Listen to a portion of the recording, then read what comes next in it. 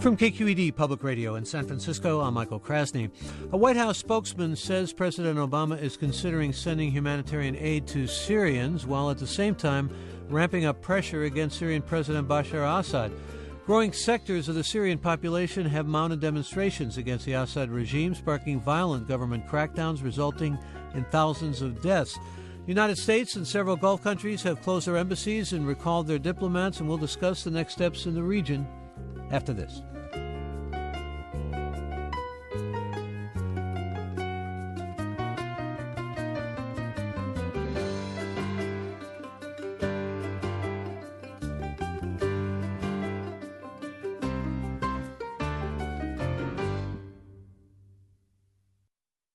From KQED Public Radio in San Francisco, I'm Michael Krasny. Good morning and welcome to this morning's Forum program. Citing escalating mayhem, the United States closed its embassy in Syria on Monday, and on Saturday, United Nations Security Council vetoes by China and Russia ensured the defeat of an Arab League peace plan to deal with the ongoing carnage and torture under Syrian leader Bashar al-Assad. Thousands have been killed in Syria since conflict and unrest began back in March of 2011, following the uprising in Tunisia. And the city of Hom has been under bombardment for 5 consecutive days. The overall crackdown in Syria has brought international condemnation and the closing of other embassies besides the American embassy.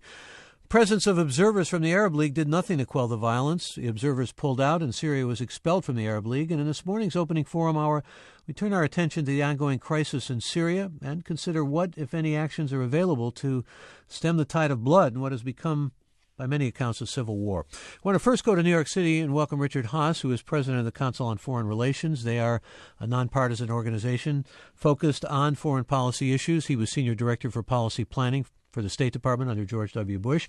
And welcome, Richard Haass. Thanks, Michael. Good to have you with us. It seems like Syria increasingly becoming more isolated and diplomatic channels of all kinds failing, although we have a Russian foreign minister there, Sergei Lavrov, and he's talking about some kind of way of moving out of this impasse. Any hope on that score? I don't think so. I think the Russians and Mr. Lavrov are more engaged in damage control. The Russian veto in the United Nations alienated them from much of the world and many of the Arab countries in particular. And I think the Russians are basically now trying to undo some of their self-inflicted damage. Well, let's talk about the vetoes for a moment because, as you said, there's certainly been a strong reaction. Some say it's emboldened Assad and Syria to take even a stronger hand and become more violent. But it's also maybe given the Syrian army a gaining of strength. I thought Mr. Assad was plenty bold to begin with, and he didn't need the events in New York to unleash him, if you will, on his own citizens. What I think is it sends a message that the UN is not going to be front and center here, and probably you won't have some kind of a large-scale concerted international response. Ironically, another reaction was felt in Israel, where it looked at what happened here, saw what happened or didn't happen in the United Nations, and for many Israelis it sent the message that they can't count on the UN or the international community for dealing with their biggest foreign policy fixation, which is not Syria, but rather Iran. So it's interesting to me how these things have unintended consequences. Well, also, maybe not so surprising to hear Erdogan of Turkey say that this has given Assad more of a license to kill. Turkey at one time was a pretty close ally of Syria's. It was, and one of the most interesting developments here is Turkey's dramatic distancing from Syria, and increasingly Turkey could be critical here. And the two most interesting regional countries in some ways are Turkey and Iran. Obviously, arrayed on different sides here. They both have fairly large stakes, given the potential for refugees, the Kurdish population inside Syria, which could affect their own domestic cohesiveness, and in some ways this becomes a bit of a proxy battle for regional influence. If you think about it, Syria has the potential to become something like Lebanon was 3 or 4 decades ago, something like Iraq was several years ago. It becomes something of a Middle East battleground where regional powers increasingly pursue their own ambitions and aims. Well, the United States has been criticized for having its own interests, particularly vis-a-vis Iran and the close alliance that Iran and Syria have. In fact, Russians and Chinese gave as their reasoning behind their vetoes talk about Syria's sovereignty, and also I think it was President Putin who said that there's been support from the United States for the opposition in Syria, and that wasn't brought into light enough. What I think is behind the Russian position is partially commercial. It's partially Putin's desire and Lavrov's desire often to stick it to the United States, to be blunt. But also the Russians and the Chinese, for that matter, are hypersensitive whenever this question of sovereignty comes up. They're always nervous about setting precedents, and their concern is always if the world is allowed to get involved in the quote-unquote internal affairs of Syria, does this not establish a dangerous precedent from their point of view, and the world could then take a larger role in what they would see as their own internal affairs, be it in China or Russia. So a lot of this is about the avoidance of patterns or precedents in international relations that they fear could come around to bite them. Talking again with President of the Council on Foreign Relations, Richard Haass, who's with us from New York. In the meantime, the city of Homs is getting bombarded. In fact, it started right after the Security Council vote, or almost the same day, and most recently we've seen hundreds upon hundreds of not only adult men but women and children, and it's all too reminiscent of Hama in 1982 under Bashar Assad's father, when 10,000 people were killed. What, if anything, diplomatically can stop this? Sanctions don't seem to work, and isolation of Syria doesn't seem to work.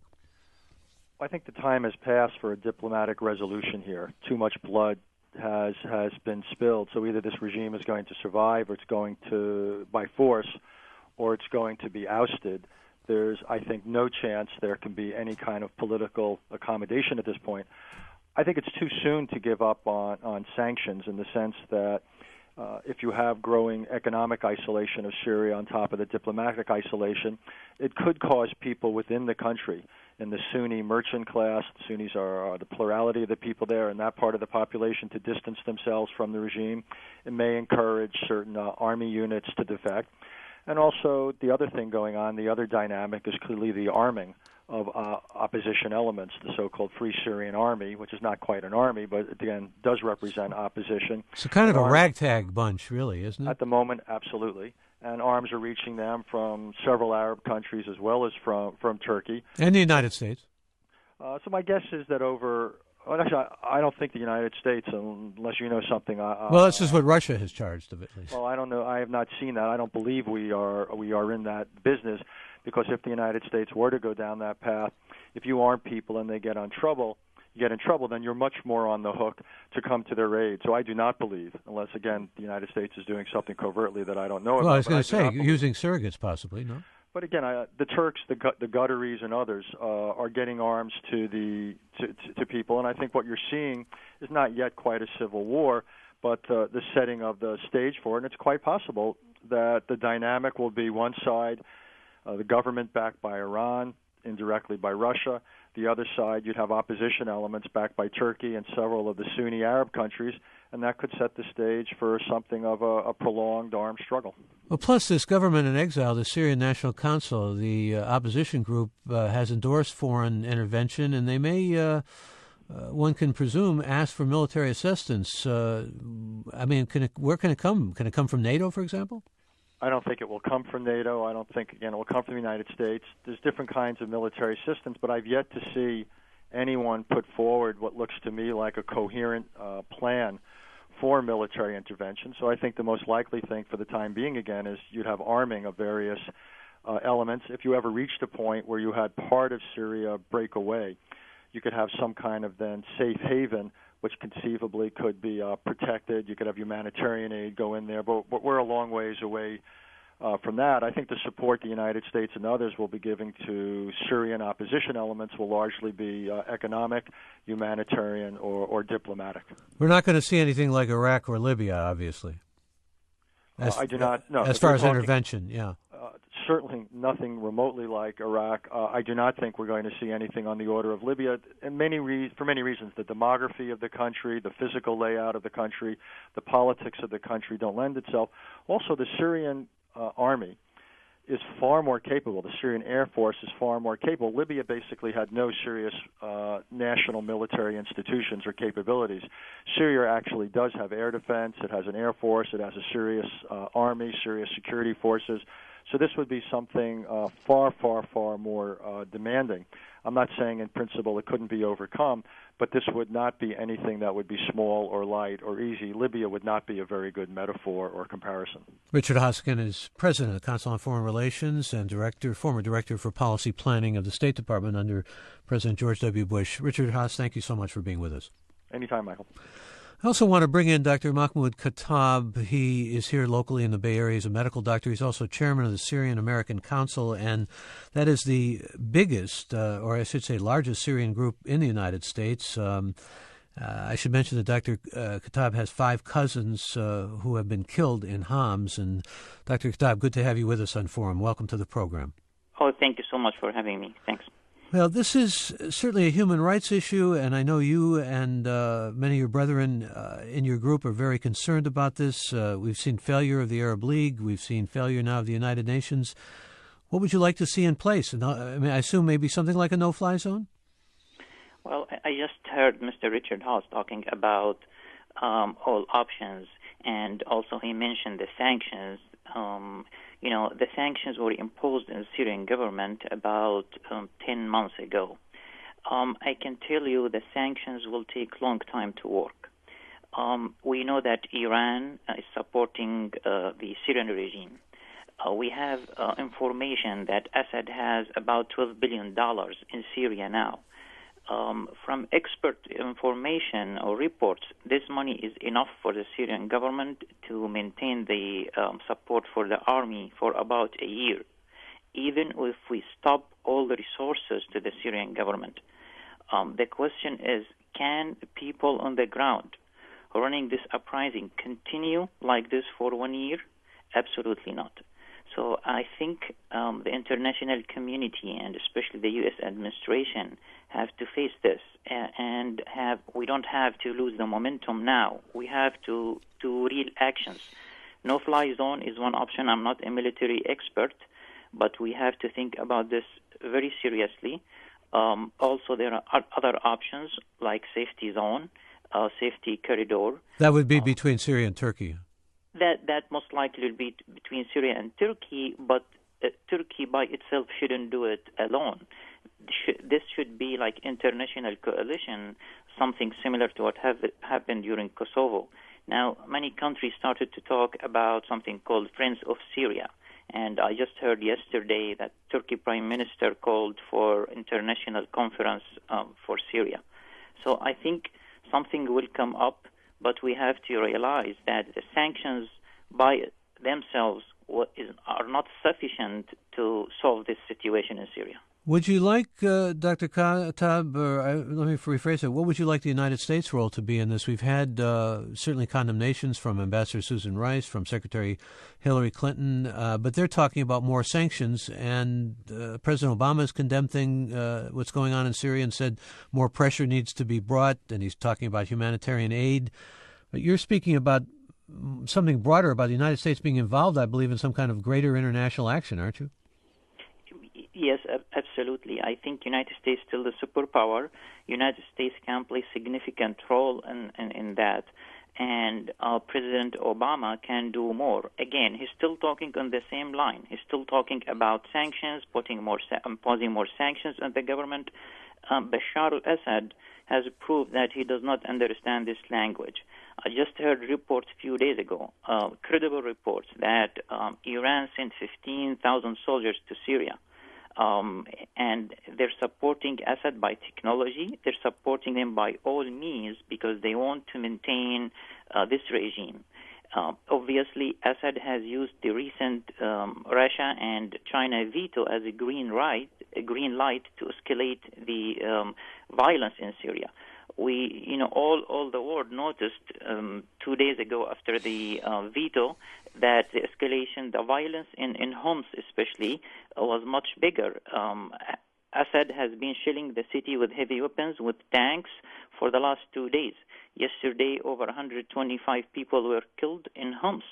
Today, I just heard the news, at least 60 people have been killed. So obviously, the United Nations Security Council is paralyzed by the recent veto, and we have to consider other options seriously. And as I said, U.S. should and can take the lead in this effort. Yeah, the siege in Homs has been relentless, and I'm sorry and extend my sympathy to you because I know you've lost 5 members of your family. Dr. Khattab, I appreciate very much your being with us. Thank you. Thank you. Dr. Mahmoud Khattab is medical doctor and chairs the Syrian American Council. I'll tell you who's going to be with us for the rest of the hour. Cole Buchenfeld is Director of Advocacy for the Project on Middle East Democracy, which promotes democratic reform in the Middle East. He's with us from Washington, D.C., and welcome to the program. Glad to have you. Thanks very much. We also have Hisham Ahmed with us, Professor of Politics at St. Mary's College, California, here in the Bay Area. He's with us this morning from Moraga. Welcome. Good to have you. Pleasure to be with you, Michael. Professor Ahmed, let me begin with you. This just gets more brutal, relentlessly brutal. How can we stop the bloodshed, and what can we do to stop the bloodshed from your perspective? Well, I'm afraid that there might be no magic solution at this moment. This is a very brutal regime. It has savagely been involved in genocidal acts against its own people. It has committed war crimes, crimes against humanity, systematically for the past 4 decades. Therefore, things might take some time.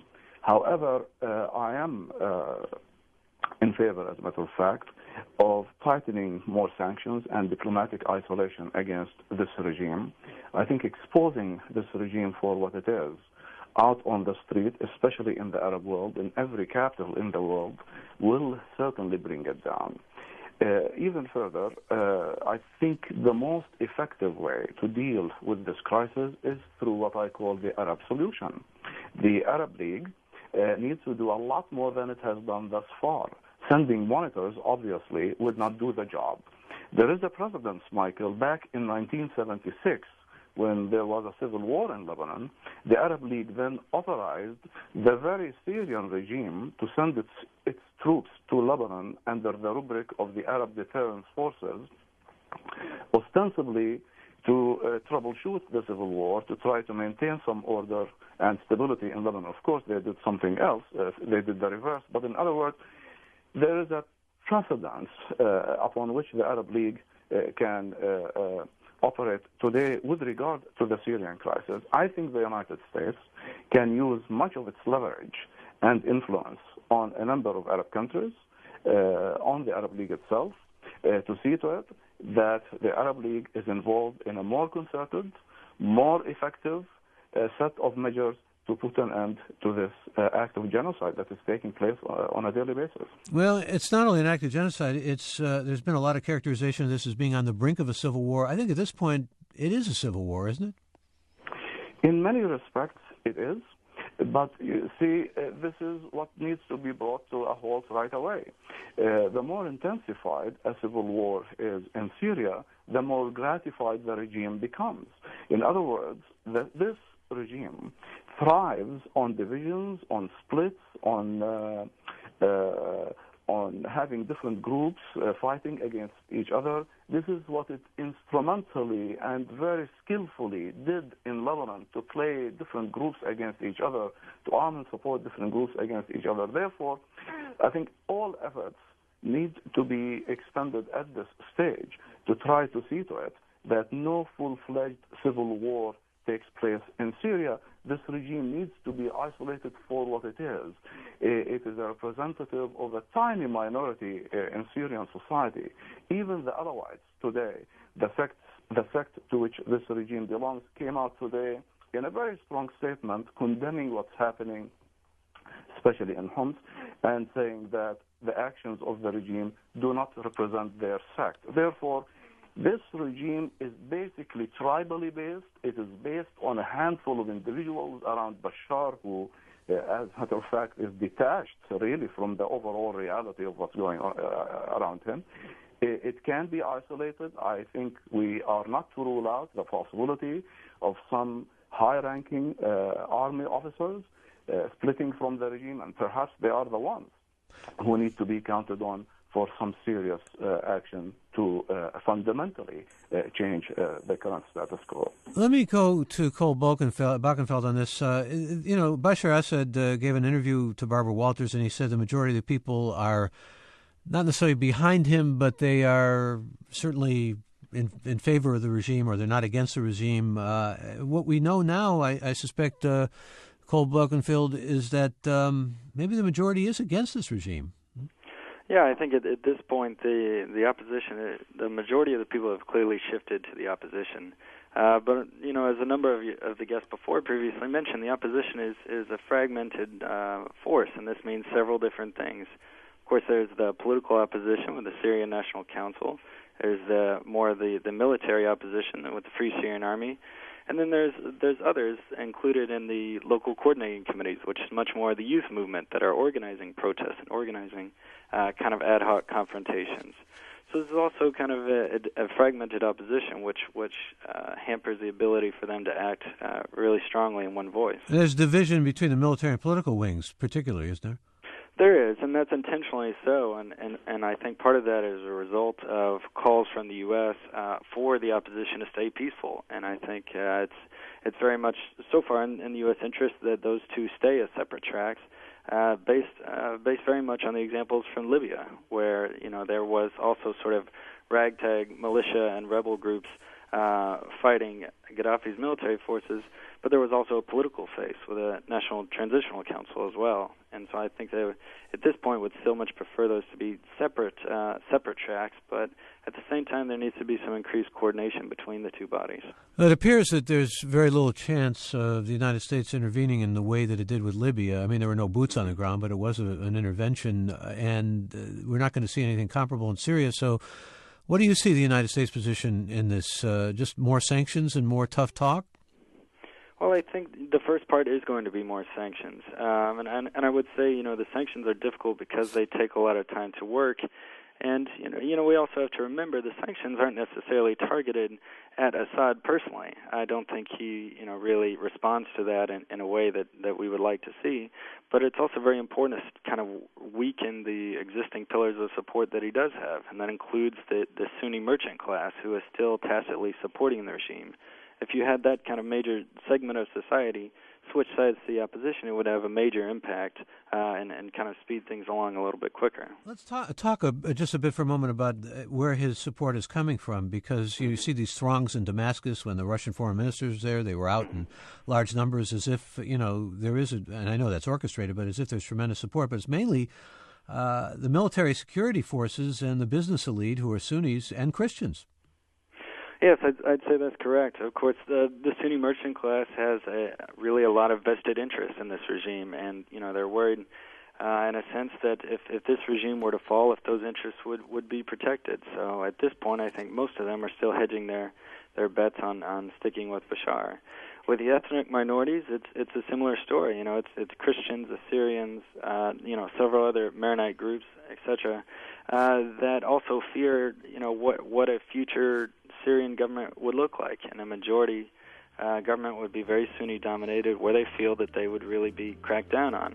So for them, I think they've made the conclusion that it's kind of a lose-lose at this point, and have so far been very hesitant to get off the fence. Cole Bockenfeld with us from Washington, Director of Advocacy Project on Middle East Democracy. You can join us as well, and I want to open the phone lines and invite you to do that. Our toll-free number, 866-733-6786. We welcome your calls. Any questions or comments you may have on the ongoing crisis in Syria and what ought to be done or what can be done, join us, 866-733-6786, or email us, forum@kqed.org, or go to our website, kqed.org/forum.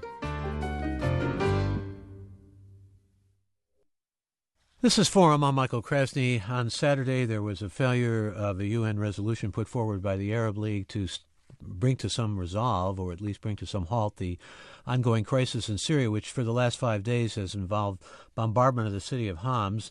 Many deaths. In fact, going back to March 2011, the situation in Syria has just grown more and more violent. There's a ragtag army of about 10,000 rebels in opposition to the Bashar Assad regime.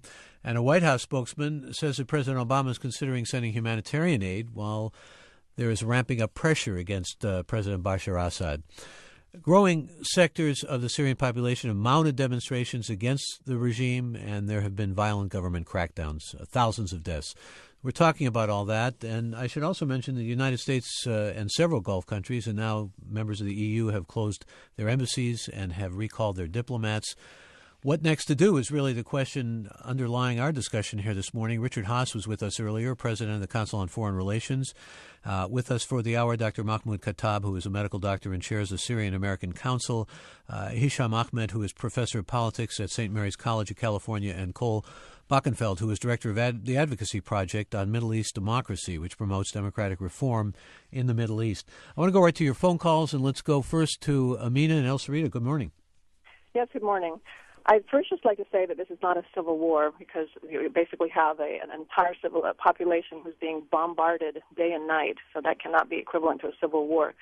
Secondly, the Russians continue to talk about outside intervention, and they're totally against that, and yet they continue to arm the Syrian regime.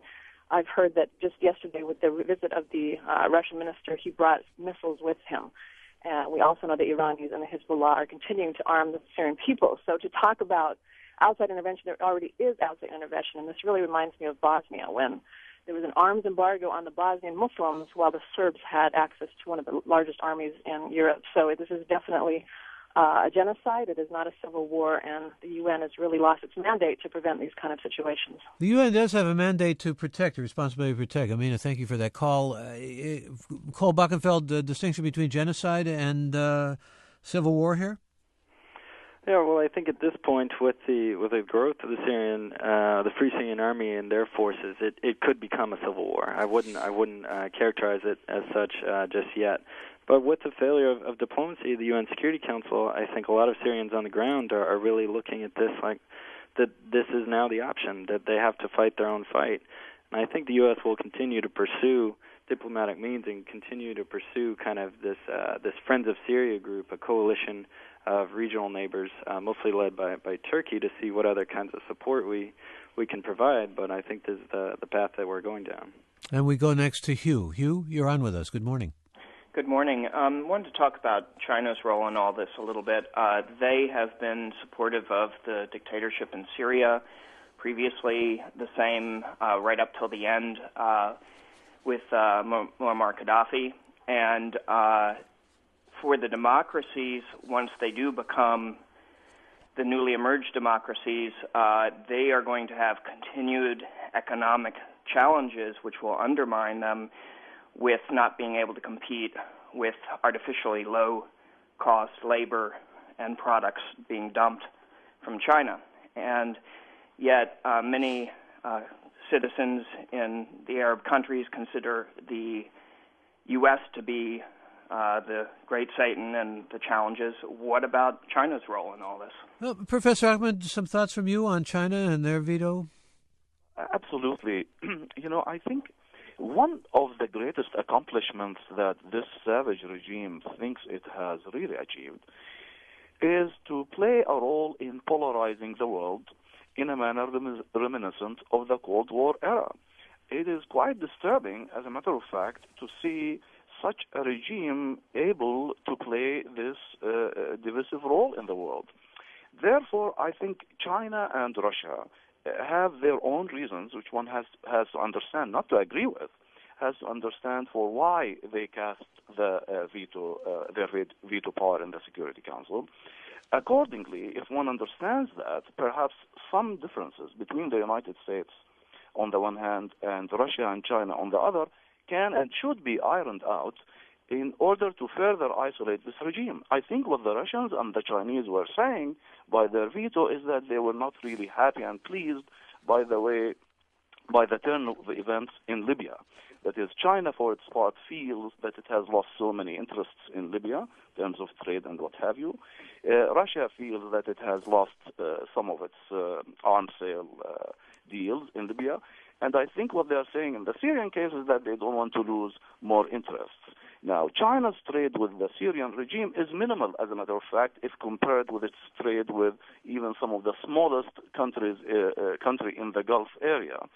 So China does not have too much involvement in Syria, other than to send a signal, I think, to the United States that it was not too happy with the way things were handled in Libya. Now, Russia, on the other hand, has a lot of interests, historic interests in Syria, and I think this is the time really for effective, very skillful U.S. diplomacy to iron out differences with these two countries, to try to find commonalities of interests between Russia, China, and the United States in order to further isolate this regime, and this is doable in my view. Yeah, it is, as you said initially, all too reminiscent of Cold War geopolitics. Here's a listener who writes, grave mistake on the part of Russia and China to obstinately stand on the wrong side of the Middle Eastern history and the world's largest oil reserve. Russia and China are convincing their people that Assad is fighting Muslim terrorists. Russia compares them wrongly to the Chechens, while China to the Uyghur, to justify their support for a tyrant who is slaughtering his people. And Dr. Mahmoud Khattab is also with us and is head of the biggest Syrian group here in the United States, chairs it, and is a medical doctor here in the Bay Area, the Syrian American Council. Dr. Khattab, I wonder how you respond to this listener, Salam, who says, your conversation this morning is a fraud. You have on instigators for war against Syria, yet you don't even question the premise of the United States being involved in an internal conflict, notwithstanding the fact that the United States is orchestrating the uprising using proxies, including Salafists, that is Saudi terrorists, formerly known as Wahhabis, and other minions of the CIA. Well, I think that's extension to Bashar al-Assad propaganda in Syria, and he's been spreading this from March 15 when the uprising started, and he has been talking about armed groups, about people working for U.S. agencies, for Israeli agencies, and at the same time he's closing the country. There is no foreign media in Syria to support this idea, and everybody knows that it's all about people in Syria that are asking for freedom and democracy. In fact, Syrian people are asking U.S. to do more because, as we all know, U.S. administration so far has only imposed sanctions on Syria, so the response to Libya was totally different, either from U.S. or from NATO or the international community. And nobody can claim that U.S. is behind this revolution. In fact, U.S. in the past 30 or 40 years has supported some dictators, unfortunately, like Hosni Mubarak and Ben Ali in that area. And I think it is the time now for U.S. to take momentum and to support really people on the ground. And I'm not underestimating what President Obama and the administration has done so far, but what I'm saying, they can do more, and they can really prove to the Syrian people that they are on the side of the Syrian people, not with dictatorship, and they can support them with doing real actions on the ground. I'm not saying they have to send soldiers, but at least they have to do action like creating international coalition and helping Turkey in that regard to creating safety zone, and that will change a lot of things on the ground. Also, yesterday, Senator McCain talked about arming the Free Syrian Army, and we have been involved with the administration actually in that regard. They have many questions, as all of us, about the Free Syrian Army, but I think at least this is something that have to be taken into consideration and engaging with the Free Syrian Army and trying to support them. Dr. Khattab, I wonder what you think also about another listener who sends this comment on our website.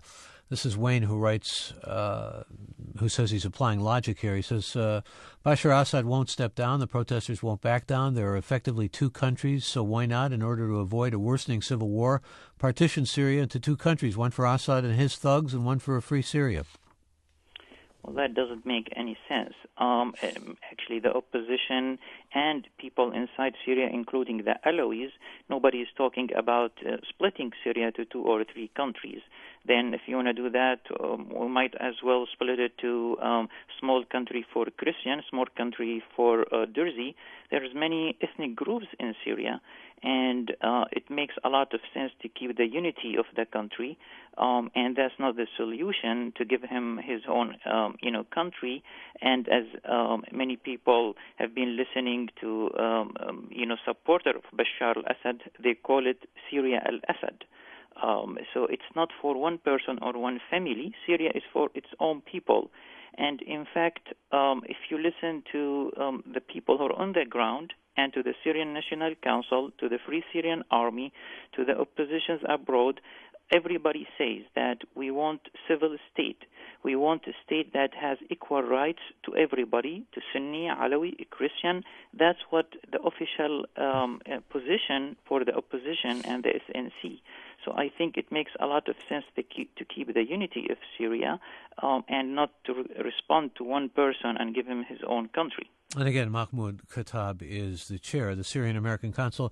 If you'd like to join us in the time remaining, our toll-free number is 866-733-6786. You can also email us, forum@kqed.org, or go to our Facebook page, or go to our web site, kqed.org/forum, and click on this segment. And more of your comments and questions. Roberto, good morning. Good morning. Thank you. I wanted to say a comment and then a question, please. The comment is that we have not heard the facts that Syria in the 1950s and the early 60s was in the Middle East, quote, the land of revolution. You never knew what flag was going to rise. So the present regime did stay in power for a long time under the banner, do you want civil war, revolution, or do you want some sort of stability? And with that having been said, though, I understand the UN's involvement at this point. But I believe at some point in time, the United Nations has to prove that it's an establishment that is going to function and function as it should, and to help to resolve these problems. Or then we're going to have to look for a different formation to have this problems addressed. It should not be just one country, the United States or the Russia or China. There's the EU. There are many countries.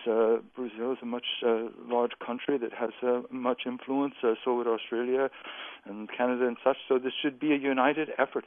And there has to be some sort of movement where, all right, we're going to lock the doors until you work this out. Or then we'll look potentially towards disbanding and forming another organization. We either give this organization the power and the authority to resolve these issues peacefully, both commercially, economically, and cost of life and limb, or it is a puppet front that pecks away at small problems and eventually overcomes very little.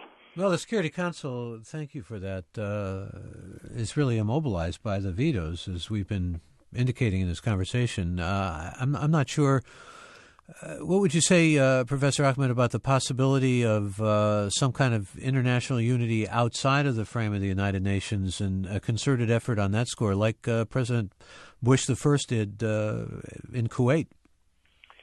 Well, I do think that still there is room and there is the possibility for working through the United Nations. After all, there are some serious war crimes and crimes against humanity that are taking place, and there is the need for humanitarian intervention by the United Nations. I would strongly suggest that action should and can be conducted regarding the Syrian crisis by the United Nations that provides more legitimacy, I think, that makes it more convincing for the Syrian people, for the Arabs, and for other peoples around the world. Any unilateral action, I think, by the United States would have the reverse effect at this stage.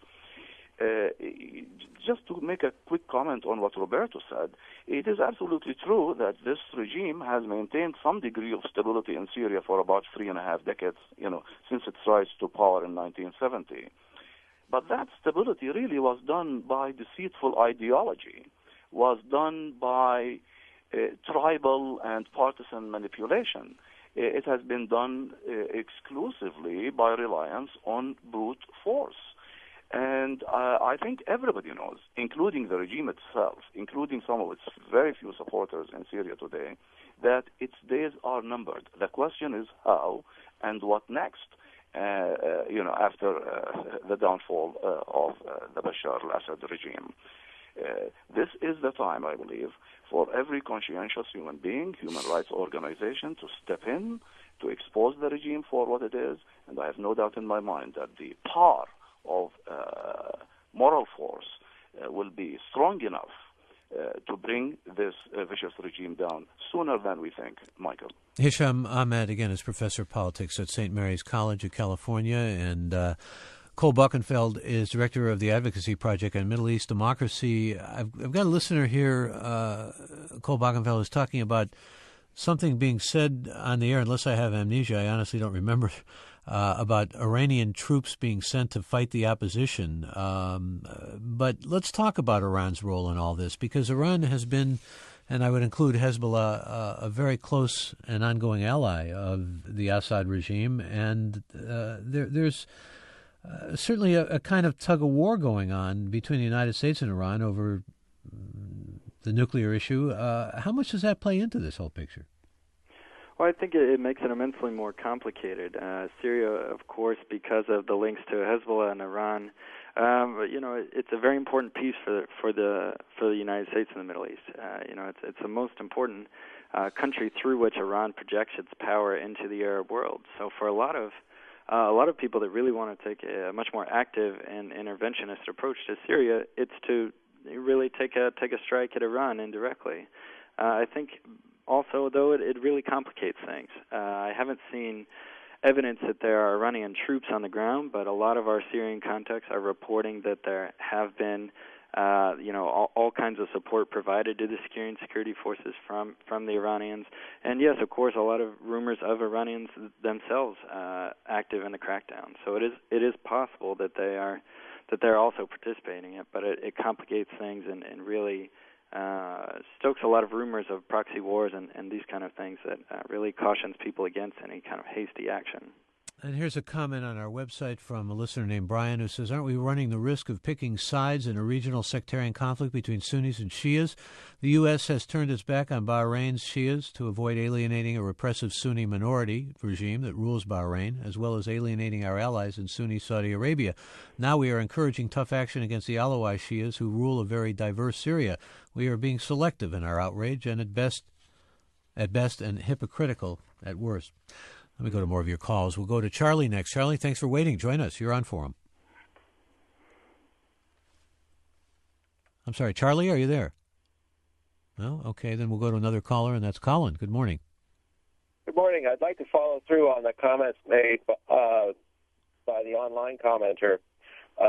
If it were a rebellion by the Shiites in Saudi Arabia and the Saudi regime were massacring its own population, would the U.S. government impose sanctions against the Saudis and seek UN resolutions condemning the Saudi government? I'm not condoning what the Syrian government is doing, but I think we need to take this with a grain of salt. Well, what about that point? Let me go to you on this again, Professor Ahmed. The idea that the United States and Syria have crossed swords much more than the United States has, let's say, with Saudi Arabia, who's been a very close ally. Well, one cannot really say no to this. Regrettably, there has been quite a considerable degree of selectivity in U.S. policy with regard to different issues, in the Arab world and in the Middle East. There have been double standards. Yes, Bahrain has been involved in the repression of its people, and because, these people are Shiites, there hasn't been much really action by the United States or the international community for that matter. Yemen. The Yemeni president, Saleh, he's a real war criminal, and unfortunately we do host him here under the rubric of, medical treatment. So yes, of course that doesn't justify in any way whatsoever what the Syrian regime is doing, but I think in the United States we'll have to be quite cautious and quite careful in how to really project its policies to the Arab world, especially at this very critical moment, because emotions are high. There is so much sensitivity, and this is why I said the room is quite open for the United Nations to act. Any unilateral action by the United States will really have the reverse effects as far as Syria is concerned. Let me bring Susan on. Susan, join us. You're on the air. Hi. Hi, thank you. And what I'd like to see is anything short of military intervention. I'd like to see any kind of diplomatic forces brought to bear, including suspension of commercial flights, and at this point a complete academic and cultural boycott, because I think that Syrians are being polarized mistakenly, but Bashir is not the polarizing force. I think it's more about economic and culturally privileged as opposed to the have-nots, and I think that if people understand, they're a lot like white South Africans who weren't really down with apartheid, but did respond to diplomatic and cultural pressures. So I would like to see boycotts, as well as humanitarian corridors established for the people who really need to leave. And I think that the withdrawal of Ambassador Ford was a very good and closing the diplomatic mission was a very good idea. And are you in favor of President Obama lending aid to the Syrian, humanitarian aid to the Syrian people, as he said he would like to do? What I'd like to see is the Assad family out, and anything that would help that and bring peace to that. I think that the senior academics and the cultural people in Syria are not necessarily Assad supporters. Well, I thank you for that call. We're reminding you that you're listening to Forum, talking with Dr. Mahmoud Khattab and Hisham Ahmed and Cole Balkenfeld. We spoke earlier with Richard Haas. And this is a fundraising period for KQED Public Radio. For more information about how to support KQED, simply go to kqed.org. I'm Michael Krasny. We'll go to another caller, and we go to Menlo Park. Ma, join us. You're on the air. Good morning. Thank you very much. Good morning to all of you. I want to say that what we are seeing right now in Syria is an internal affair of any country where people are divided on one region or another one. And I think the world should be careful before interfering in either way, including militarily. What we had seen is what has happened in Libya. It created a mess which is still going on. And I think it's wrong for us to think that countries like Saudi Arabia should be talking about democracy, who rule with the iron fist. And I also feel that the people who are talking over here, you can put them into the same way as what those people had talked when we were talking about Iraq, such as Iraq having nuclear bomb and so on. Interfere into an internal affair of a country creates nothing but mayhem, what we had seen in Afghanistan or in Iraq or in Libya, where civil societies has long been destroyed and what left is carnage and continuous war going on. All right, thank you for your comments. Want to respond to that, Cole Balkenfeld? I think it's important, in the larger picture of the Arab Spring here, that the world, and especially the U.S., is on the right side of history. At this point in time, I don't think it's any question if Bashar's regime will fall, but a matter of when. So it'll be important for whatever future government that takes its place that they're going to remember which countries came out in strong support when they needed it. And support, of course, takes a number of different forms, whether it's moral or political public support, or whether it's military or other logistical kind of action. It'll be important for all of these countries to make very clear which side of events that they're on here. Let me thank the caller and go to some of your emails. Jason writes, is Russia only vetoing the UN bill because of the large arms sales and because Syria is the only player in the Mideast where Russia still has a major influence? Is this Russian pride holding back the action by the UN? I don't understand what interest China has. Are they merely flexing their muscles and using the fake terrorist excuse to get concessions on their other interests in the future negotiations with the UN? I spent 6 weeks in Syria in 1997. Lovely place, fantastic people. China and Russia should be ashamed they're allowing the slaughter to continue just for some poker chips in the big game.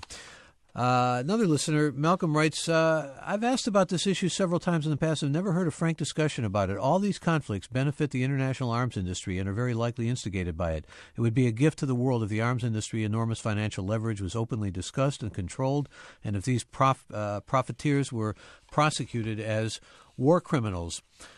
Another listener says, please contrast the media coverage of the current Syrian actions and the actions in Gaza in 2009. How are the two situations different? Admittedly, both the Syrians and the Israelis targeted civilians. How has the American reaction been different? Some thoughts on that, Professor Ahmed?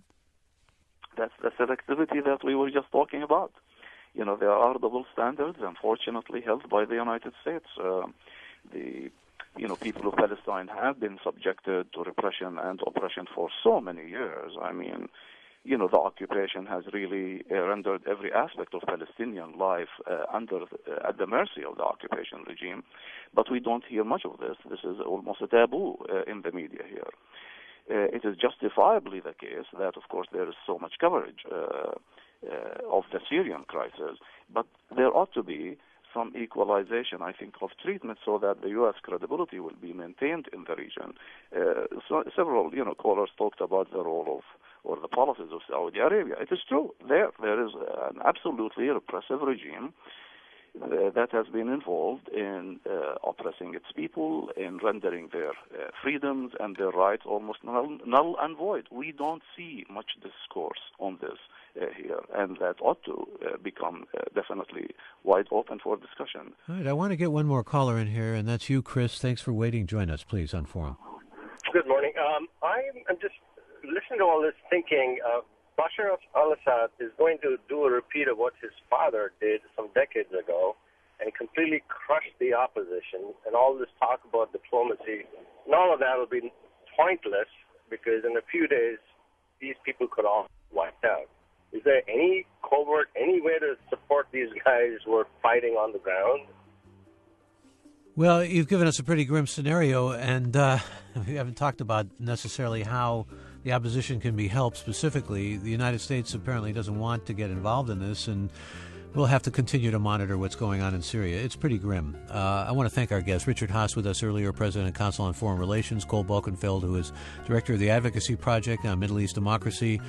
Hisham Ahmed, Professor of Politics at St. Mary's College of California. And Dr. Mahmoud Khattab, the Chair of the Syrian American Council. Thank you, our listeners. Thank our Senior Editor, Dan Zoll, and our producers, Kevin Guillory and Judy Campbell. Our engineer is Danny Bringer, and our executive producer is Raul Ramirez. For all of us at KQED Public Radio, I'm Michael Krasny.